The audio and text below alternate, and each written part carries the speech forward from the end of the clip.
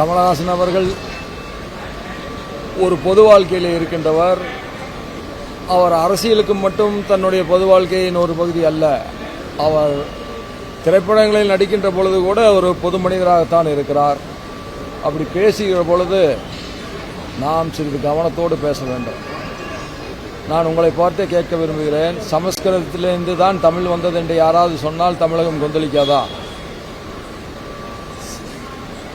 தேவையற்றவைகளை பேசுவதை பொது வாழ்க்கையில் இருப்பவர்கள் தவிர்க்க வேண்டும். யாருடைய மனதையும் புண்படுத்துகின்ற உரிமை பொது வாழ்க்கையில் இருப்பவர்களுக்கு கிடையாது. ஆகவே நாம் சற்று கவனத்தோடு பேச வேண்டும். நான் கமலஹாசன் அவர்களை கேட்டுக்கொள்வது, எதிர்காலத்திலேயாவது இது போன்ற நிகழ்வுகளில் கவனத்தோடு பேச வேண்டும் என்பதை நான் கேட்டுக்கொள்கிறேன். இது தேவையற்ற, ஏற்கனவே காவிரி நீர் பிரச்சனை இரு மாநிலங்களுக்கு இடையிலே இருந்து வருகிற பொழுது தேவையற்ற கொந்தளிப்புகள் இருக்கிறது. அந்த கொந்தளிப்பு சிறிது ஆறி இருக்கின்ற நேரத்தில் இன்னொரு கொந்தளிப்பை இது உருவாக்கி இருக்கிறது. இவையெல்லாம் தவிர்க்கப்பட வேண்டும். பேசும்போது எந்த ஷா வந்தாலும் தமிழகத்தில் கால் ஊன்ற முடியாது, அவுட் ஆஃப் கண்ட்ரோல் தமிழ்நாடு அப்படின்னு பேசுறாங்க. ஒரு அரசியலை பேசியிருக்கிறார். அதற்குரிய பதில் வேண்டுமென்றால் நீங்கள் அரசியல்வாதியாக இருக்கின்ற இடத்துல தான் கேட்க வேண்டும். கவர்னர் இதற்கு என்ன பதில் சொல்ல வேண்டும்? ஆனால் ஜனநாயகம் என்பது எல்லோருக்கும் வாய்ப்புகளை மாற்றி மாற்றி தருவது என்று நான் கருதுகிறேன். கன்னட படங்களான காந்தாரா, KGF இது போன்ற படங்கள் தமிழகத்தில் வெளியாகி வெற்றி படமாக இருந்தது. அதுக்கு எந்த விதமான ஒரு துன்புறுத்தலையும் தமிழக அரசியல் கட்சிகள் யாரும் கொடுக்கல. அதே நேரத்தில் கமல் நடித்த தக் லைஃப் படத்தை வந்து கர்நாடகாவில் ஒளிபரப்ப மறுக்கிறதுன்றது வந்து ஏற்றுக்க முடியாது அப்படின்னு சொல்லி ஒரு கருத்து சொன்னவர் கமலஹாசன். கன்னடத்து நடிகர்கள் யாரும் எதுவும் சொல்லவில்லையே. தமிழுக்கு எதிராக அவர்கள் ஏதாவது சொல்லி இருந்தால் தானே தமிழகத்தில் கொந்தளிப்பு வரும். கொந்தளிக்கின்ற விஷயங்களை நாம் பேசக்கூடாது என்பதுதான் என்னுடைய கருத்து. மாநிலங்களில் மாநில மொழிகளுக்கு முக்கியத்துவம் கொடுக்கணும் அப்படின்ற கருத்து. மாநிலங்களில் மாநில மொழிகளுக்கு முக்கியத்துவம் கொடுக்க வேண்டும் என்பதுதானே புதிய கல்விக் கொள்கையே. 5ஆம் வகுப்பு வரை தாய்மொழியிலே தான் கல்வி கற்க வேண்டும், அது கட்டாயமாக கல்வி கற்க வேண்டும் என்று நினைப்பது தானே இன்றைய புதிய கல்விக் கொள்கை. மும்பையில் பைபுல்லான்ற ஒரு வனசரணாலயத்தில் பிறந்த 3 பெண்குயின்களுக்கு மராத்தியத்தில் தான் பெயர் வைக்கணும்னு சொல்லி மராத்திய பாஜக வந்து வலியுறுத்தியிருக்கு. நான் மீண்டும் சொல்கிறேன், ஒவ்வொரு மாநிலத்தினுடைய மொழி உணர்வுக்கு எல்லோரும் மதிப்பளித்துத்தான் ஆக வேண்டும். ஒவ்வொருவருக்கும் தாய்மொழி இருக்கிறது. அந்த தாய்மொழிக்கு அவர்கள் மதிப்பளிக்கிறார்கள். அதே நேரத்தில் மற்றவர்களுடைய தாய்மொழியை பழிக்கின்ற உரிமை நமக்கு கிடையாது. எப்படி நம்முடைய தாய்மொழியை பிறர் பழிக்கக்கூடாது என்று நாம் நினைக்கின்றோமோ, அதை போல பிறருடைய தாய்மொழியையும் பழிக்கின்ற உரிமை நமக்கு இல்லை. அதே நேரத்தில் தமிழை வந்து நசுக்கிறதுக்கு மத்திய அரசு வந்து எல்லா நடவடிக்கைகளையும் மேற்கொள்ளுன்னு சொல்லி முதலமைச்சர் நான் முதலமைச்சர் அவர்களை பார்த்து ஒன்றைத்தான் கேட்க விரும்புகிறேன். நீங்களும் 10 ஆண்டு காலம் அதற்கு மேலும் மத்தியில் ஆட்சியில் இருந்தீர்கள். அப்பொழுதெல்லாம் என்ன தமிழுக்கு செய்திருக்கிறீர்கள்? இப்பொழுது தமிழுக்கு எதிராக என்ன செய்து விட்டார்கள் என்பதை அவர் ஒரு வெள்ளை அறிக்கையாக தர வேண்டும் என்று கேட்கிறேன். தமிழக கல்வித்துறை வந்து அதெல்லாம் பாதாளத்துக்கு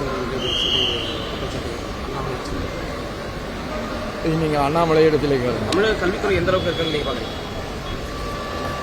கல்வித்தரம் இன்னும் உயர வேண்டும் என்பதில் அநேகமாக யாருக்கும் மாறுபட்ட கருத்து இருக்க முடியாது.